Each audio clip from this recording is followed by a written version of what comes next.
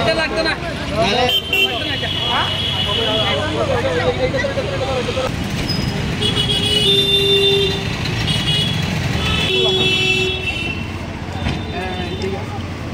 তারা judgement follow করবে না, দ্যাট মিনস তারা রিজার্ভেশন ফলো করবে না।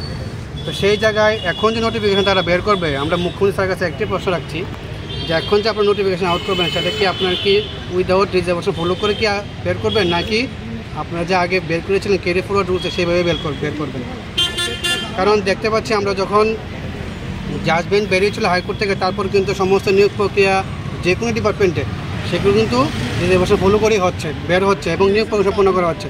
তাহলে আমরা ক্ষেত্রে ব্যতিক্রম চিন্তা ভাবনা কেন তারা নিয়ে চলাফেরা করছে? গভর্নমেন্টে আমরা ক্ষেত্রে কেন স্বতন পোষণ বা বলে রাখতে গেলে এক চোখে তেল আরেক চোখে ঘি এমন ধরনের চিন্তা ভাবনা চলছে। আজকে যে জায়গা 3টা বছর উপর হয়ে গেছে, তারা বলছে নতুন পরীক্ষা নেবে, গত 3 বছর তারা কোনো পরীক্ষা নেয়নি।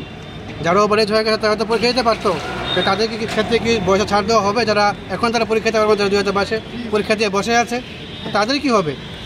তারা যদি পরীক্ষা দিতে পারতো 3 বছর আগেই পরীক্ষা নিত, যখন 2022 সালে যখন হাইকোর্ট জাজমেন্ট দিয়ে দিয়েছিল রিজার্ভেশন ফলো করার জন্য।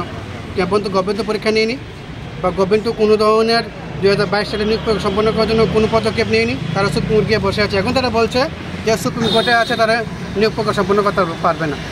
তারা যদি নিয়োগ প্রক্রিয়া সম্পন্ন না পারে রিজার্ভেশন ফলো করে, তারা রিজার্ভেশন ফলো করে নতুন রিক্রুটমেন্ট কীভাবে করতে পারছে? আমাদের প্রশ্নটা সেই জায়গার।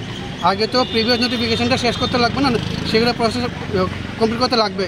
আজকে শিক্ষকের জন্য হাহাকার চতুর্দিকে, তারা বলছে নিয়োগ করবে। আগামী সময়ে এমন হতে পারে নতুন নোটিফিকেশন হওয়ার পরে যারা বিগত সময়ে পাশ করে বসে আছে, তারা যাদের বলছে কোর্টের কথা বলে নিয়োগ করবে না, তারা আইনের ব্যবস্থা হতে বাধ্য হবে। কারণ আপনারা তো রিজার্ভেশন মেনেই সমস্ত কিছু করবেন, তাহলে আপনার আগের রিজার্ভেশন মেনে ফলো করে পোস্ট ইনক্রিজ করে নিয়োগ প্রক্রিয়া করতে সম্পন্ন করতে অসুবিধা কোন জায়গার গভর্নমেন্টের?